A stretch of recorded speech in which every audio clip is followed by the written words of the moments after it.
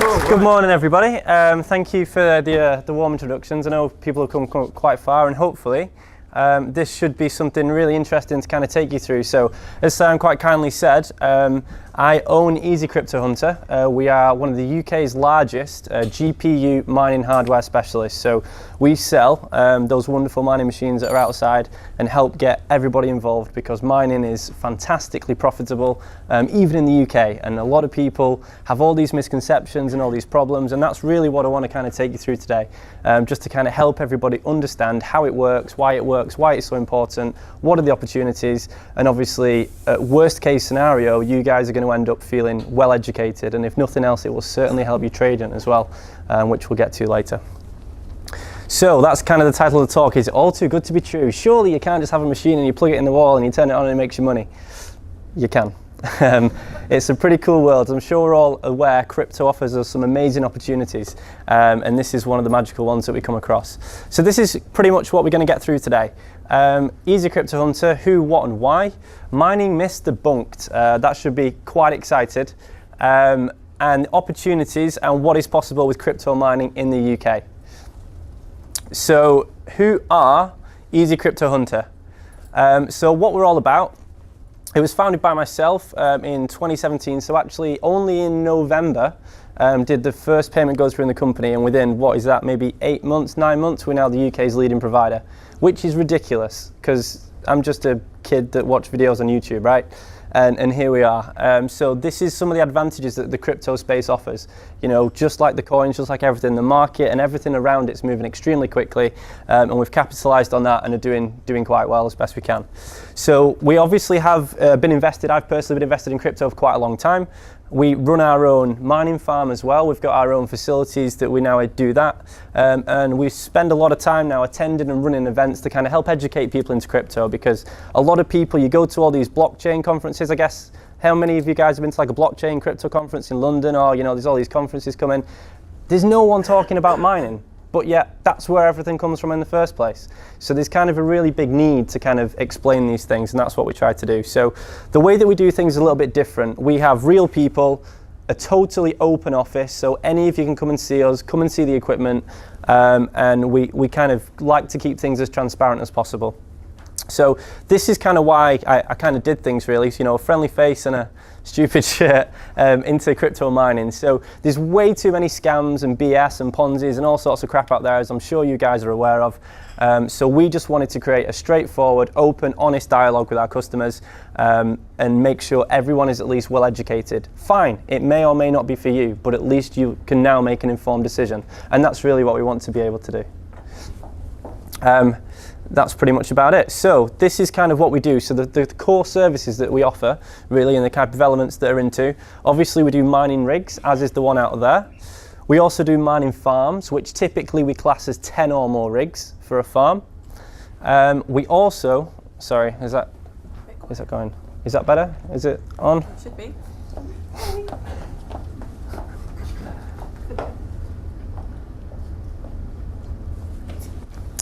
We can, is that on? Yeah? No? No? No? Yeah? Okay, yeah, okay. I think so.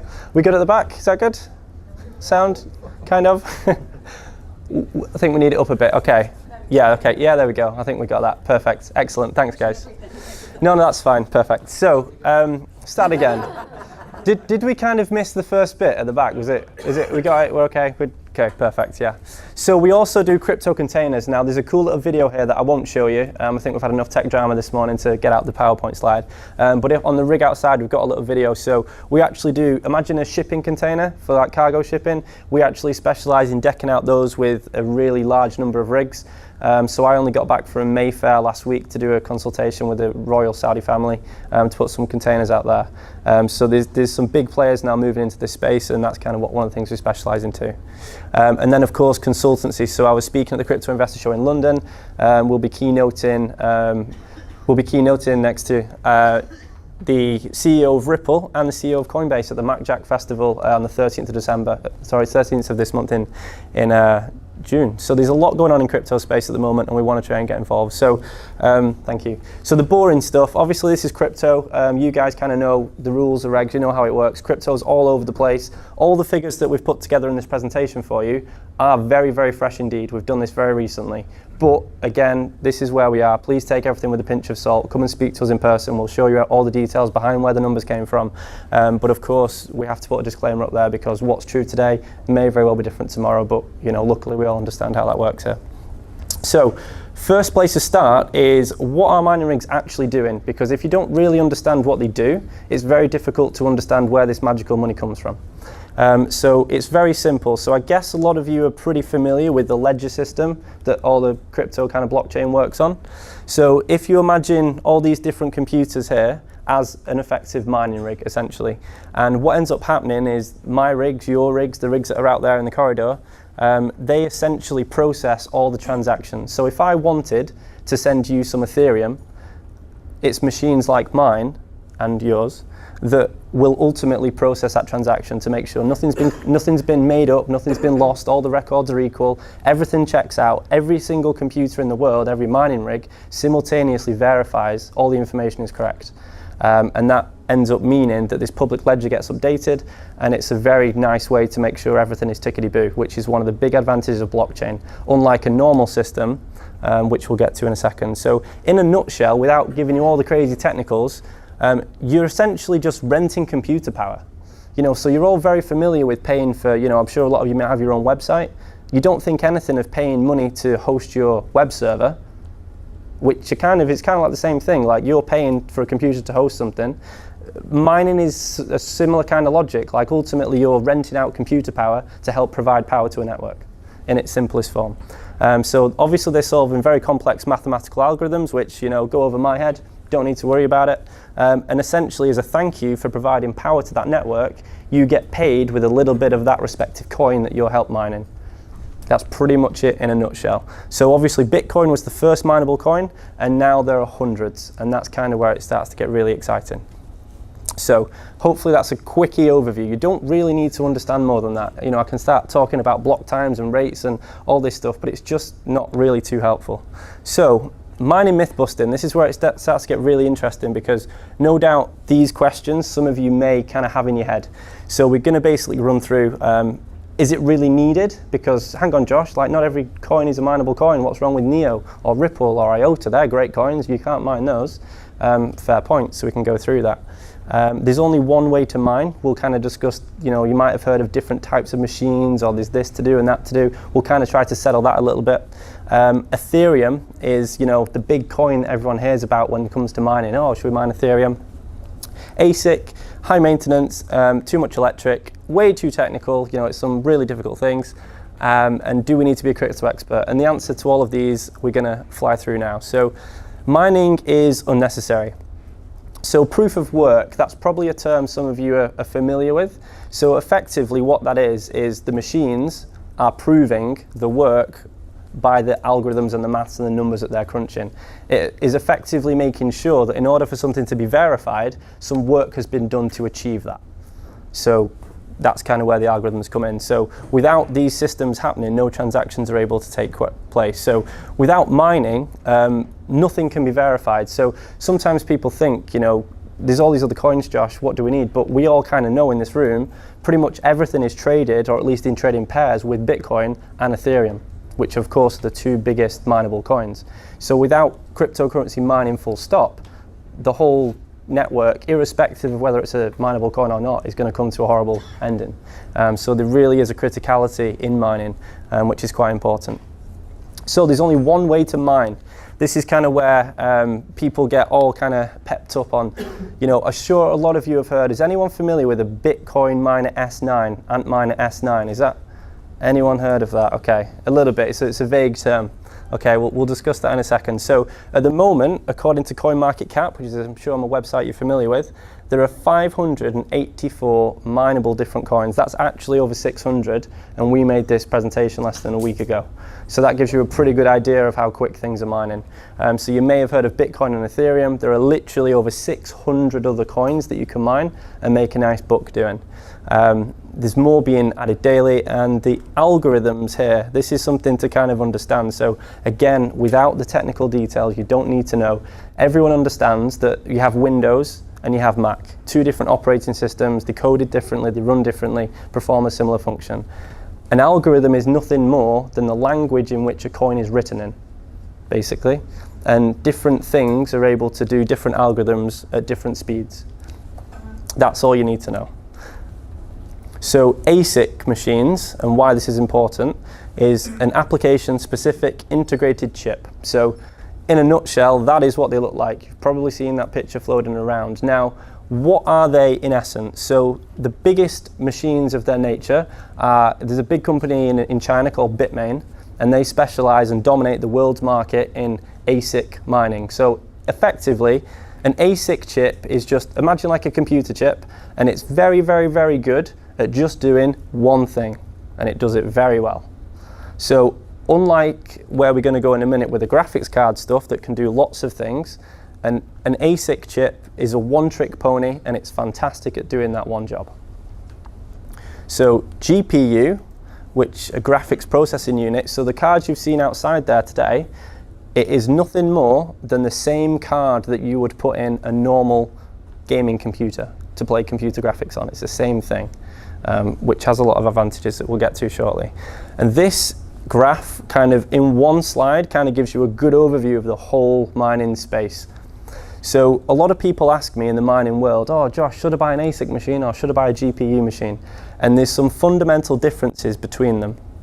So you don't need to worry about the top two, that's fine, because they're all kind of good, unless of course that compares with cloud mining. Now, is anybody in the room involved in cloud mining? I bet a few of you probably will be. You know, you've paid a company, maybe like Genesis is a big example. You pay money and then they give you so much mining power each month. Now, cloud mining serves its purpose, and it's a great way to kind of dip your toe in the market. But if mining is so profitable, which it is, why would anybody in the right mind sell you their mining power? You have to ask, right? Like, they're obviously making a nice bit off the customers.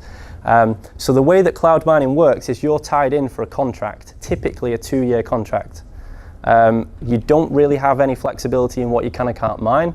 And ultimately you pay this much and you receive this much power. And that's pretty much how the equation works. So what we need to kind of do is obviously in 100% of profit. So on cloud mining, obviously you got to think the company that's hosting all your gear is going to be taking a nice chunk of cash because they're making business too. So cloud mining is not really something that, you know, I believe in as a model for the customer. But that said, it has its advantages if you just want a totally hands-free approach and kind of get involved. So ASIC mining, which are these kind of block machines that are very popular, the ones that the only way you can mine Bitcoin is with an ASIC machine. And what you end up having is a machine that comes from China. You get a 3-month warranty, which effectively is no warranty really, by the time it gets to you and gets back. And because it's just one machine and it does one thing very well, the best miner in the world, as I said, is the Antminer S9 at the moment. It's the most powerful Bitcoin miner in the world. Now, no one is using the S7s or the S8s because it's just a one chip that does one thing very well. As soon as the next chip comes out that's 2 or 3 times more powerful, the old machines instantaneously pretty much become trash. So you end up with this massive horsepower redundancy cycle. And that's the reason why a lot of you are probably thinking, oh, what about the difficulty increase, Josh? Like, isn't Bitcoin getting harder and harder and harder to mine? Yes, because it's on these types of machines. That when the new one comes out, up and up and up and up and up, its difficulty goes, because those machines can only do one coin, they can only mine Bitcoin. So all the power goes in that direction. GPU is a little bit different because you have the access to be able to mine everything. It's a bit of a different proposition. So because obviously we're all UK based, GPU graphics cards come with 12-month warranty, you're kind of covered, and it's a little bit of a different proposition. And if one of the cards was to break, there's 6 in a rig, all the other 5 work fine. If something breaks in an ASIC miner, the whole thing's toast.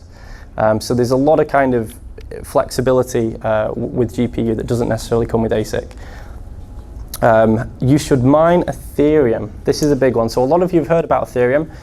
It's a kind of very, very popular coin to mine. It's where a lot of people start, and it's a great coin. I love Ethereum. I hold a lot of it. I believe in it massively in the future. But I've been told to mine Ethereum. How many mega hashes are you getting, Josh? That's the question we get asked all the time. And that is a question that kind of gets our goat a little bit. And what we mean by that is that rig that we have outside, we use a card called the 1080 Ti. You don't need to know the details, but it's the most powerful graphics card in the world.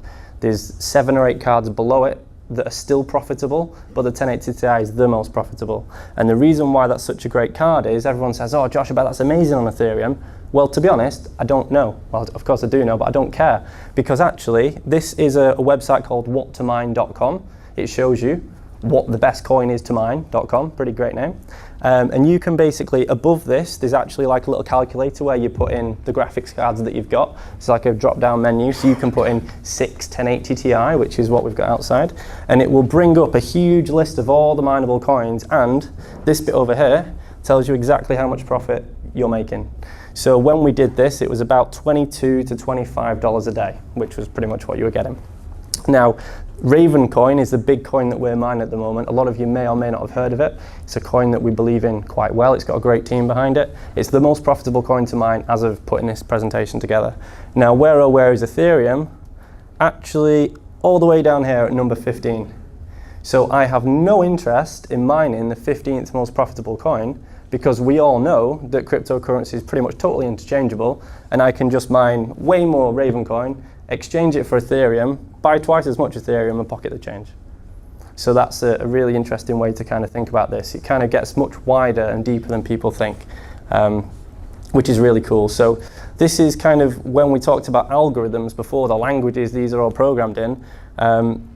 Different cards, there's different types of cards you can get that do different powers. So a big card for Ethereum is the RX 580. So typically 6 months ago, a year ago, mining was dominated by these cards, and it was dominated mining Ethereum. In the last 6 months, 12 months, things have moved on a lot because we have all these other cards. So there are about 16 algorithms that are quite important. The RX 580 is fantastic for Ethereum, but it's nowhere near as powerful, as you can see, as the 1080 Ti on quite a lot of other algorithms. So what you end up with is, even though the cards can do lots of different coins, that particular type of card is much better suited for a few rather than a lot, which again is why, as a business, we only advertise that end card, because it's the most flexible for everything.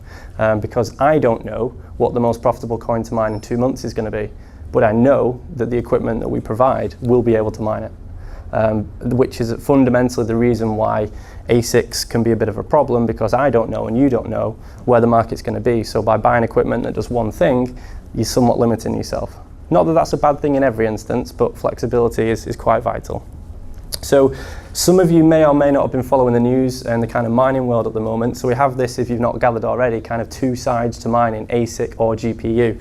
And this Bitmain company is basically trying to edge in all those 16 algorithms we saw before. They're trying to nick a new algorithm and make the ASIC. So as well as Bitcoin, we'll make an Ethereum miner, and we'll make an EcoHash miner, and we'll take all these different coins, trying to stop machines like mine existing. To be quite honest, that's their goal, because they dominate the industry. They're a $3 billion company. They're huge. They made a lot of money last year.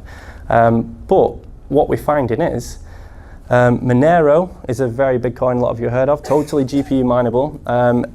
Bitmain tried to make an ASIC miner specifically for Monero, and the GPU mining community went, sorry guys, not having that, and they altered the algorithm tiny amount. But because those machines only do one thing very well, if you change the algorithm slightly, poof, dead. Killed millions of pounds of equipment overnight. And again, that's the risk with that type of equipment, that the kind of rug can be pulled from under your feet. Zcash, another big coin, is now spending a lot of time going into ASIC resistance. So there's a lot of these kind of community coins. You've been running all these coins and they've grown, and the mining has grown and grown, and all these hundreds of mining farms all over the world.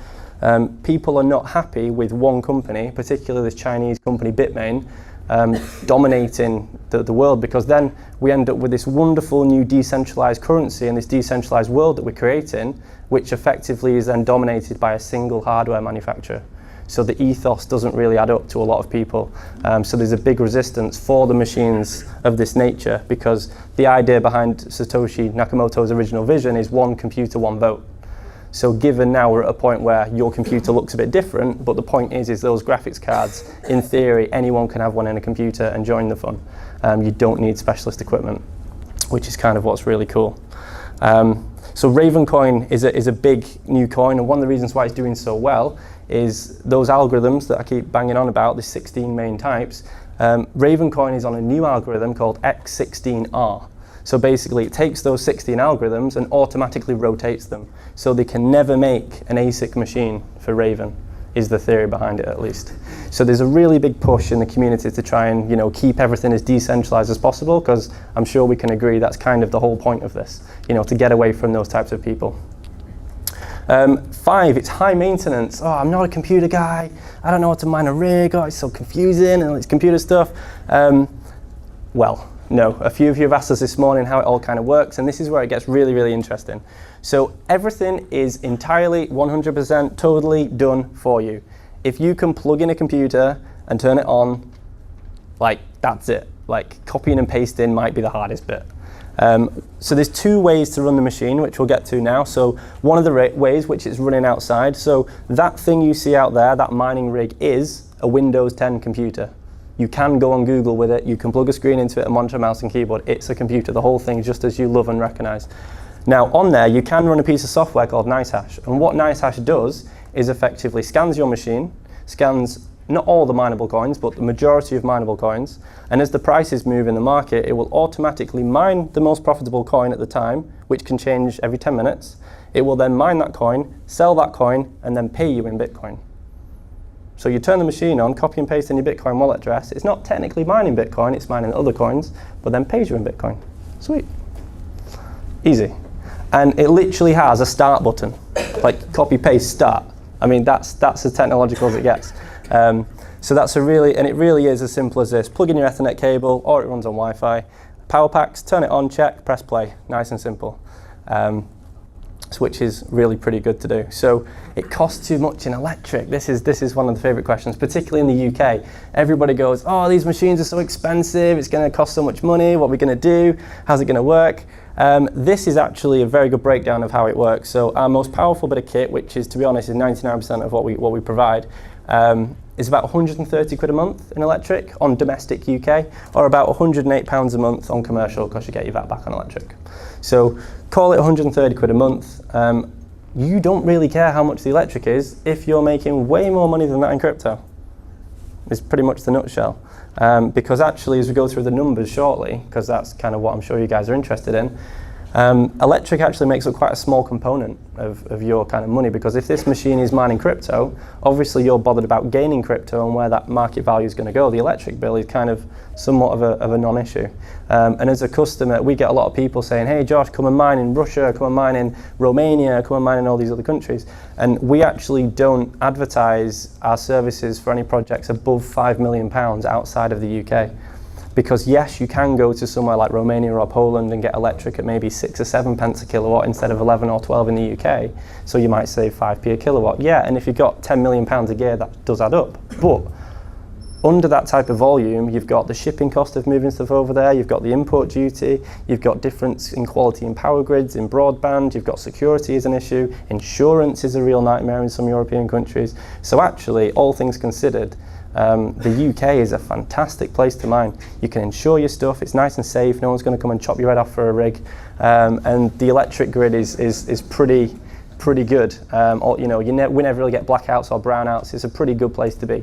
And the great news is as well on a political level with Brexit is everyone's got their head so far up the bum with sorting out Europe.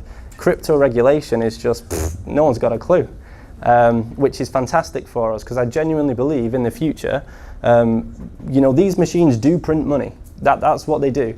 And in the future, without question, the governments are not going to be happy about this. And I very much do see in 5 years, maybe, well, probably not sooner, but 5 years time plus, I think it's very fair to assume that you will need a mining license to mine, because you're effectively printing money. But right now, no such thing exists.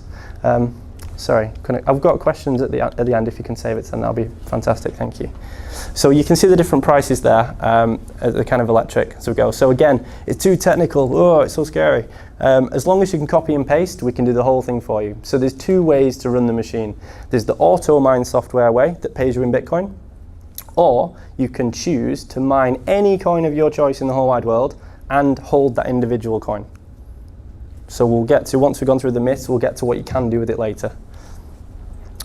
So running the cards constantly kills them. All right, Josh, so your crazy machines are just made of graphics cards. Well, surely they're for playing games in a computer. You can't just leave them mining 24 hours a day. That's going to destroy them. Not true. So the best example of this is driving your car on the motorway versus stop-start city traffic.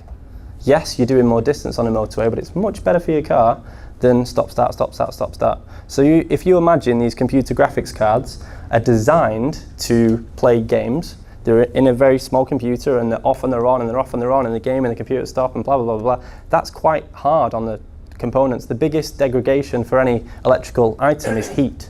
So heating up, cooling down, it's a bit of a problem.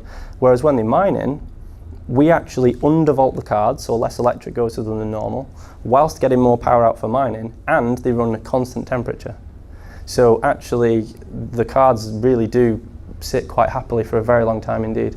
In every single piece of equipment we've sold in the UK, we've not had a single card fail yet. Which, to be quite honest, is luck more than anything, because we've sold a lot of stuff. But it goes to show that, you know, because these are huge companies that manufacture this, we get all our stuff from NVIDIA, which is one of the biggest hardware providers in the world. You know, they've been doing this for 30 years. They know what they're doing, and their manufacturing processes are pretty good. So that's pretty much it. So a crypto expert to mine, you know, I'd like to think you guys in the room are definitely, you're the 1% from the 99% outside, that's for sure. But again, I appreciate, you know, this might be a bit much to do. But it's not, because it opens up the doors to kind of do anything. And that's kind of where we're going to lead into now, which is quite exciting. So, all right, Josh, so you've told us about these magical machines, you've blown a few myths out of the water, but what can I actually do with them? Why is it an advantage? Why would I even consider mining? Why is that a thing that's interesting to me? And this is kind of where it gets quite good. So again, we're totally transparent with what we do here. So we're going to take you through an exact breakdown of numbers at the most recent time, just to give you an idea of kind of where we're at. So we have a 3-step value proposition. Now this obviously is tailored for the company, but please apply this to mining in general. It's a very generalist thing. And how it works is you have your daily mining, step 1, so your machines are earning X, Y, Z per day. You have the asset value of the equipment that you own, which is really important, and we'll get onto that shortly. And then obviously the crypto growth, kind of 3 steps. So this is what it looks like, black and white. So that machine stood outside there at the moment. Will set you back 10 grand, 8.3 plus VAT, basically. Yes, you can get your VAT back through the business.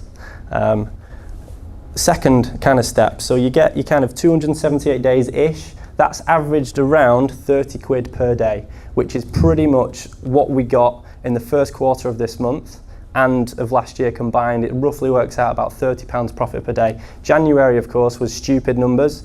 You know, that rig was earning close to £1,500, £1,600 profit per month. Madness, but on average, obviously April, May was a little bit lower, kind of on average about 30 quid a day is pretty much where we're at. That's the base number for all these numbers, by the way, guys. The residual resale value of those components. So unlike the ASIC stuff, where you've bought a machine just to mine one coin and that's it, and when a new one comes out, that is literally trash, throw the thing away. It's not a computer, you can't go on Google, you can't plug a monitor into it, it's a specialist bit of kit. GPU mining is effectively just a very posh computer. All of the stuff in there you could theoretically go and buy yourself in top-end computer places. So one of those graphics cards on there, all your kids and grandkids would go absolutely nuts for a 1080 Ti, because that's the most powerful thing to play games on in the world. You know, one of those makes a very nice computer. Strap 6 together and you're sweet. So what you end up with is, obviously, when you get stuff, all the boxes come with you, all the brand new stuff. So worst case scenario, crypto, you buy some loads of gear and then in 2 months' time the whole crypto world explodes, falls down, boom, game over. Now, I know as well as you do that's not happening. But if it did, all the components in that bit of kit still intrinsically have their primary use case, which is to go in computers and for corporations to do deep learning, AI stuff, whatever. So their primary value is outside the crypto space. which is what makes it such an attractive bit of kit, because your backside's always covered, basically. So your true ROI, this middle bit, is effectively once you've mined enough crypto to cover the depreciation of value if you were to resell the goods. So that actually is a pretty small number indeed. And then the third step, which is obviously, okay, so you're mining 30 quid a day in profit. Yeah, amazing, great. But where's that going to be in the future? Because that's what we're all interested in. Where's crypto going? And that's when it starts to get really exciting. So this is the first kind of thing. When you start thinking about numbers, it's very easy to get fixated on pounds and pence. Please stop thinking in pounds and pence. So this is a really, really good example of what I mean by this. So in January, the machine you see out there, a 6-card 1080 Ti rig, was mining £1,500 profit per month. To be honest, probably a bit more than that. In April, it mined about £500 profit per month, after electric, by the way, guys.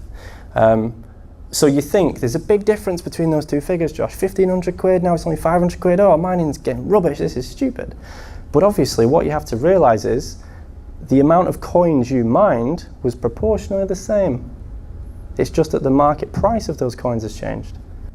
So if you believe obviously in the market and where it's going, that's going to sit you quite nicely. And this is where the kind of numbers start to play into a little bit of a more interesting situation. So let's just say you ignored the last slide and you're fixated on pounds and pence, as everybody is. Let's take that pounds and pence value and give you some numbers off that, because people like the worst case scenario. So at £500 a month, by the time you've bought a rig, and if crypto never moved in price and it stayed exactly the same as where it is now, that's 6% a month. I mean, that's pretty good. You know, you compare that to cash or property. It's funny, actually, we'll get to the next customer segment of where we have, but property developers go nuts for these things. Because you can just stick 10 in a house and then your house is fine and you don't have a tenant that destroys your carpet. It's brilliant. So ultimately what you're buying is the Swiss Army knife of the mining world. It can do any coin, anytime, any place. Cool. So this is pretty much what the opportunities are when it comes to this, which is really exciting. So you can run an auto mine software, mine today's most profitable coin, mine newer, lesser known coins, mine in solo pools, or, this will be interesting for the second half, you can even mine masternode coins. So it's not a competition, do both. So running an auto mine software, so this is what I've kind of give you a quick allusion to. So it literally can just do its own thing. It switches, it doesn't contain every single coin, so sometimes there are more profitable ways to use a machine than this, but this is a very, very easy, pretty good 85–90% average, hands-free, click it, press go, copy paste, jobs are good and very easy machine. So typically we advise this for our starter customers, and then we move to another software, SMOS-based software, Linux software, for our larger farms, where you can control everything. We have customers that can control 100 mining rigs from logging in off your phone, and you click a button and it changes coin. It's really all automated now. So again, the difference is here, you don't own the coins that you mine, it sells them and then effectively uses a dollar value to pay you in Bitcoin. So that's the difference here. SMOS, Simple Mining Operating System, is another way to use the machine, and effectively what that does is you can pick any coin in the world, you can mine that individual coin, and obviously you need that coin's respective wallet, and then you can hold that coin as you so wish. Nice and simple. So this is kind of where things get really interesting. So you don't just have to mine today's most profitable coin. So you saw the example before, and Raven coin was the most profitable. Yeah, sure, you can do that. But what if you're like, actually, Josh, I haven't really heard of Raven, not that bothered about it. Well, you've got two options. You could mine Raven coin and then convert it into something else that you believe in, like Ethereum in the example we used before, get twice as much, sweet. Or you could actually mine a much smaller coin that maybe you think's about to go to a new exchange. Or maybe you think it's just come out, and obviously when a new coin comes out, it has a really teeny tiny difficulty. And you can gather a ridiculous amount of coins. I mean, I had a friend who actually, another mining friend in America who was part of the Raven coin team, and in the first week it came out, he was using the same rig that I have, the same rig that we provide. He made 30 grand in a week. because you can mine these teeny tiny coins in tens of thousands, and then all of a sudden they hit an exchange and are worth a couple of cents each. Poof. There's a lot of opportunity there because there's over 1,600 coins now on the market, new mineable coins coming out every day. There aren't any numbers for those things because the market's all over the show, but there's a lot of possibility. So that's one way to kind of do things. Now this is where it gets interesting too. So again, without blowing your mind on the technicals, mining is quite difficult at a big scale. So the way it works is you typically will join a mining pool, which effectively is just a team of miners. So if you imagine loads of people in a mine shaft and they're all picking away with pickaxes trying to get a little lump of gold, there's 100 people down there with pickaxes, and one person finds a chunk of gold. If that chunk of gold was Bitcoin, at the moment the block reward is 12.5 Bitcoin. So between those 100 miners, 12.5 Bitcoin will be distributed. They'd all get 1% each. Now in reality, there's one guy who's got deep pockets and he's got 60% of the mining power, so we'll get 60% and then it will be split equally distributed on power. Now, if you own your own rigs and you may be thinking and want to try some maybe smaller coins, you don't have to join a pool where you split the reward. So all the figures I've given you are completely on average, join in any average mining pool and you just get a split of what everyone's doing. You can, if you so wish, make your own little pool, your own team of miners. And then what happens then is if you find the block reward, which for Bitcoin is every 10 minutes, but for other coins like Raven is actually every 1 minute, and the coin reward for Raven is 5,000 coins every minute. That's some going. So you can actually solo mine in your own pool, hit the blocks, and all of a sudden, you know, the way it works there is it's 0, 0, 0, 0 block, and if you find a block, happy days. In fact, there was a report that came in just this week actually. Someone on a normal computer CPU decided to solo mine, being an idiot because it's virtually impossible to do now, and he actually found a Bitcoin block, made 12.5 Bitcoin. I mean, the chances of that happening are like 1 in stupid amount. Like it's literally like getting struck by lightning 5 times. It's completely ridiculous that that happened. But on a more realistic level, solo mining is a very tangible thing to do with a bit of kit and these somewhat smaller coins. Anything under a kind of 100 million market cap, you can have a really good stab at. Now, mining masternodes. So a lot of you are familiar with masternodes, a lot of you aren't. No doubt the guys at the back are going to give you an amazing rendition of what they are and how it works. But it's not a competition. You can, of course, there's at the moment, as of this morning, there's 203 or 202 masternodable coins in total in the whole cryptocurrency world. Over 170 of those are GPU mineable. So the way masternodes work is you have so much of a coin, you stake that coin, and effectively the simplest way to think about it technically is it becomes a bit, you know like in the middle of a farm, you'll have like a mobile phone signal booster. Kind of think of it like that. All the crypto transactions go through that and you get a bit of commission. Easiest way to think about it. So you can mine enough coins to then just stake as a masternode. So instead of dumping 50 grand on a masternode, you can actually get equipment to mine any masternode of your choice and then do it that way too. So there's lots and lots of possibilities with this type of equipment. And again, you receive that thank you. So this is pretty much kind of, you know, okay, sounds great, Josh, but what type of people are buying these crazy machines? Are you mad? Property investors are our big customers actually. Again, you know, why would you drop 100 grand on a property and get, you know, you put a tenant in there and you might get, if you're doing very well in the UK, you might get 8 or 9% yield on a typical property rent these days.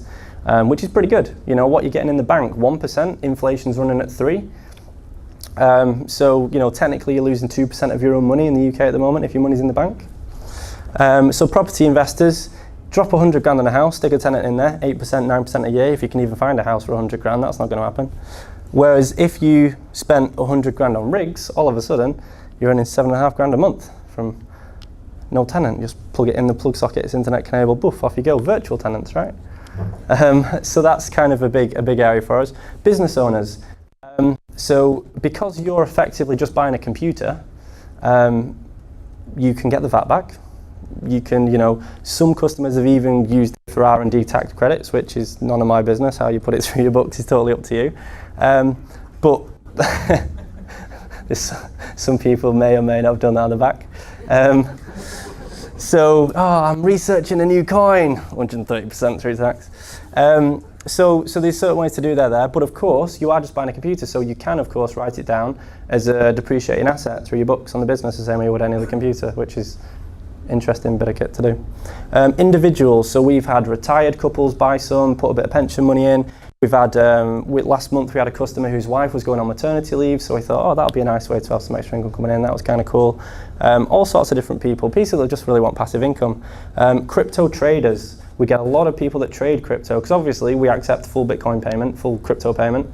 And everyone's like, oh, Josh, what if you take a 10 grand rig and then Bitcoin halves overnight? Good. Like, I'm not going to stand here and sell you a product and not take crypto. I'll die on my own sword. Great. I'm not bothered because in 10 years' time, I'll have made 5 times the profit off you. Thanks, guys. I believe it entirely. So crypto traders are good. Farmers is another big kind of thing that we have.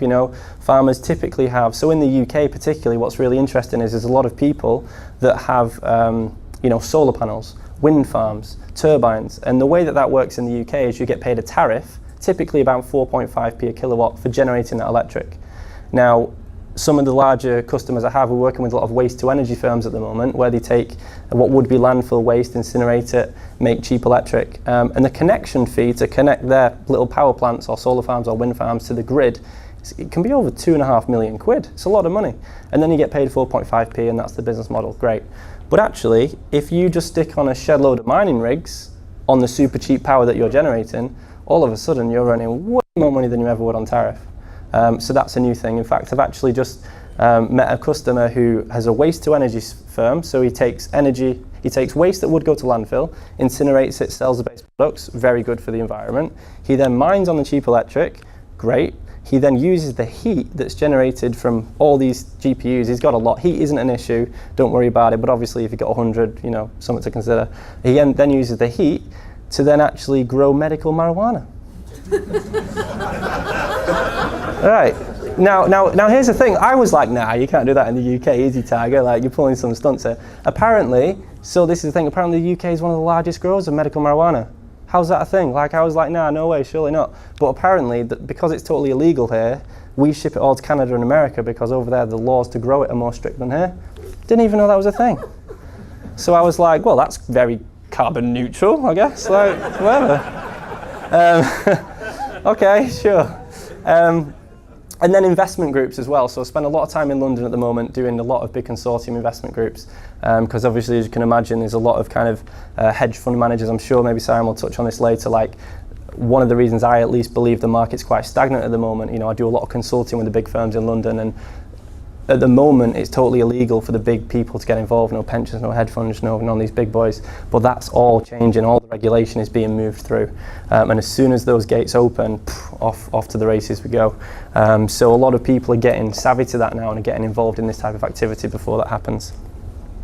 So, I've kind of given you a good run through here. So, for business, depreciating assets, virtual tenants, we've kind of been through all that type of stuff. And that's really where we get to. So this is a really interesting thing with crypto traders particularly. It affects you guys a lot. So how many of you in the past have kind of set up like an S&P account or a eToro account and they give you like £10,000 free, it's like free play money. And in 6 months, you're a millionaire. Because you make all these crazy trades because it's not real money, right? You're just like, whatever, and something goes really well. Well, interestingly, we find that customers who purchase mining equipment do ferociously well trading. Because once you've bought gear, you never have to put your hand back in your pocket again to buy crypto. You end up with effectively free spins at the casino every month. So people end up quite liking that idea and trade quite aggressively. So obviously, that kind of works well if you're quite active on trading. The psychology changes, which is really interesting. So yeah, solar panels, wind farms, this type of stuff is kind of where we go. So who is crypto for? Pretty much anyone that wants to involve a passive income. So fundamentally, the alternative is mining is pretty much the safest way, at least I would say. Some people say different things. Hopefully Siam won't bite my head off for saying this, but I believe it's the safest way to invest in the crypto space because you own physical hardware assets that outside of crypto are still worth money. So yes, of course you could put 10 grand on a coin and it could go up and you could make more money, absolutely. but everyone's risk profile is different. And this is kind of a good, very kind of solid middle ground as an entry point for that type of thing. How much money do you think one mining rig would have made last year, January 2018? What numbers would you throw at me? Is that after paying back for the rig, or just in total in a year? Yeah, in total, how much money do you think it would have done? 13,590. Yeah, so we got 30,000 here. Any other kind of answers? You two guys aren't allowed. It's fine. You know the answer. So you'd probably, so it cost you 10 grand, and then you made maybe your 30 quid a day. So you got in 270 days, and okay, I made a couple of grand on the tail end of it. And now I've still got a machine that's mining now. You'd be like, oh sweet, I'm good. That machine's good to go for another 2 years. Excellent, 30 quid a day. Bring it on. This is crypto. Things move. £92,000 a single rig made in profit last year. Why? You guys know the answer. 30 quid profit in January was £300 a day profit by December. And that's really why these things are so exciting, because even at completely basic static rates, nothing going anywhere, I'll take 6% a month all day long. But we all know that ain't gonna stick around, because this is crypto. So this is kind of it. Everyone goes, oh, you should have bought Bitcoin 5 years ago. All the other coins out there provide those similar types of opportunities in different ways, in different mechanisms. They're not all going to do crazy millions of percents, but this is the fastest growing industry in the world, and it's a great way to be excited about it. So this is kind of us. This is us. We're going to be here all day to kind of help you out. So hopefully that was helpful for you. And I think we've got 10 minutes, maybe 5 minutes for a Q&A, and 10 minutes at the back. So I'd love to help answer any of your questions. Thanks, guys.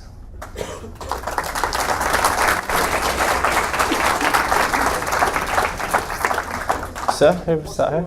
minimum broadband speed you need to run on? Internet speed, yeah, this is a great one. So just to put it in perspective, my entire facility, all my machines, every single one, runs off one megabyte connection. Internet's a complete non-issue. You can practically run them on dial-up. All the processing is done on the cards. Providing you've got a solid connection, internet speed is a non-issue. And if it drops out? If it drops out, you stop mining. When it comes back, you pick up where you left off. Simple as that. Is that automatic? Yeah, totally automatic. Yeah, it just reconnects automatically, the same way your normal computer would do. Sorry, lady. How do we arrange with the utilities provider? How do we arrange with the utilities providers if we've been sort of getting residential, electricity consumption? How do we sort of, do we have to notify them that there's suddenly going to be a huge jump, or what happens? Yeah, it's definitely best to. Sorry, I'll just shout. It's fine. You can pass it around. So I'll be out up and down all day. So yeah, it's better to notify them. But the reality of it is we all know they make money on everything they sell you, so they're not bothered because they earn more money. Definitely best to notify them.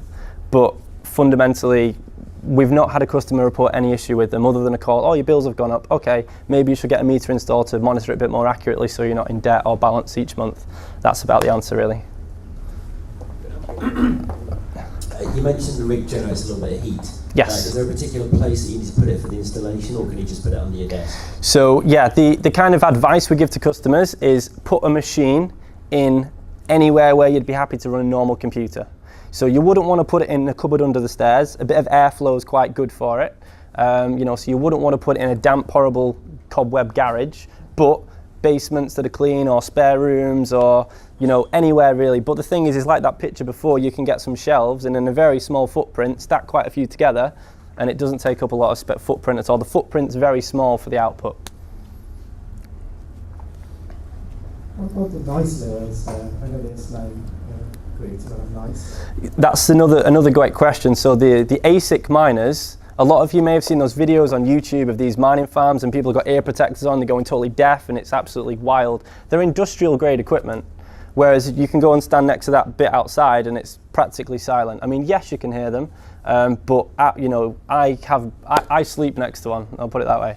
It's, yeah, it's just, I mean, I get to wake up next to a machine that pays me money. It's, yeah, it's quite cool.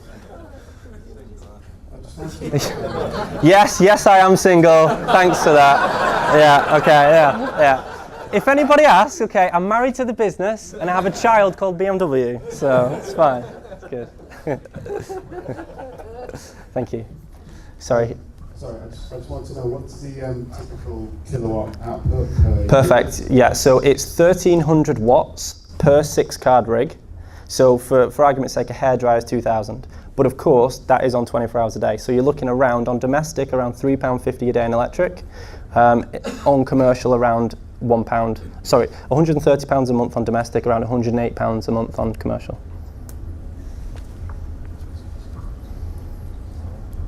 Just wherever the mic's going. So, you mentioned the fact that these, way back in the beginning, you talked about Windows computers. Mm-hmm. Is there any problem if you're using Apple computers? No, not at all. So the machines themselves are computers. You do not need another computer to use a machine. So everything is in one box. You can access the machine remotely via a Mac, via your phone, via a tablet, if you so wish, but fundamentally you do not need anything else whatsoever. Joe, you talked about master loading and the fact that maybe we've seen mining disappear with sort of concerns about electricity consumption. Can you go into that a bit more? Why do we need to mine? Why would it not all go to master loading? It's quite a complex answer, and I'll take you through that outside, no problem. I'm sure there's probably some shorter answers I could give at this point, but I'd be more than happy to take you through that outside. On some of the second-hand sites like eBay, etc., you see some very, very large rigs being sold second-hand because they don't mine Ethereum anymore. Are those people exiting the market because of resale value or uneducation? Or Yeah, so fundamentally that's what we get, and you're completely correct. If you go on eBay, there's loads of rigs on eBay, and it's a 6-card rig for £3,000. Josh is selling one for 10. What an idiot! It's fundamentally different technology. So like I said before on that slide where we had the RX cards, they were very, very good and are still very good for mining Ethereum. Ethereum at this point in time is not a bad coin to mine if you've got the gear already, but if you were purchasing hardware at this point specifically to mine that coin, it's a bad value proposition.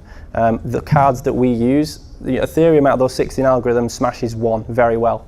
Price per pound ratio, whereas the other cards that we use are the best across the entire board. So when other coins come out that are more profitable, people that have those older setups or that more specific setup struggle, which is why we've seen a sell-off of that type of equipment. You don't see this type of equipment being sold off because we're seeing the profit numbers speak for themselves. Hi Josh. How long does one rig last for? You mentioned 2 years, 3 years? Yeah, so the honest answer is I don't know, because these cards particularly are less than 2 years old. We cover 12 months warranty and everything that comes with the parts, so you're good to go pretty much hopefully till you get your money back. But Nvidia is the company that produces all this stuff. There are people out there mining with graphics cards 4 years old and still smashing it. So again, it's this whole kind of look after it thing. So the fact that these stay at a decent temperature, running consistent, should extend the life, a good few years. I mean, in theory, the cards shouldn't break before they become unprofitable, a few years down the line. That's pretty much where things are at this point, if you look after them, which is easy to do, providing you've not put it in a sauna or a cupboard under the stairs. One more question. Sorry, just going back to that question about electricity consumption, I've heard that the cost in terms of energy of producing a single Bitcoin is the equivalent of the entire nation's electricity consumption for Japan, normal. So how does this compare to that sort of energy gobbling? Yeah, it's a very valid concern. A lot of people often say, mining is so ridiculous, it uses all this electric to get this virtual currency, this is stupid. At the moment, Bitcoin and cryptocurrency mining as a whole consumes 0.13% of the world's power. It's a fair number, I guess, and it will only increase. But on the back of that, no one offsets the other side of the question. No one goes, how many trees are you chopping down for all that paper you're using? Or no one understands, now we're kind of ripping off the plaster. Yes, we're using a lot of power. Yes, we're doing all these problems. But once you understand the fundamental advantages of blockchain, so AXA Insurance have just brought out an Ethereum protocol to automate insurance payouts. So at the moment, you get flight insurance, and that flight doesn't take off. Customer services, blah, blah, blah, blah, blah. 2 weeks later, hassle, you might get a check in the post. The way it's going now is the second that plane doesn't take off, you instantly get paid. No middlemen in the middle. Apply that process to transit, logistics, food, distribution, the amount of energy that this will save, the amount of oils this will save, the amount of infrastructure. Blockchain will be the greatest mover of economy and of green energy and of value we're ever going to see. It's just that right now, yeah, there's a bit of a rip the plaster off moment to kind of get to that point. So it is a problem at the moment, I appreciate, but knowing the bigger view, it's something that I'm totally on board to be part of. Thank you. Thanks, guys.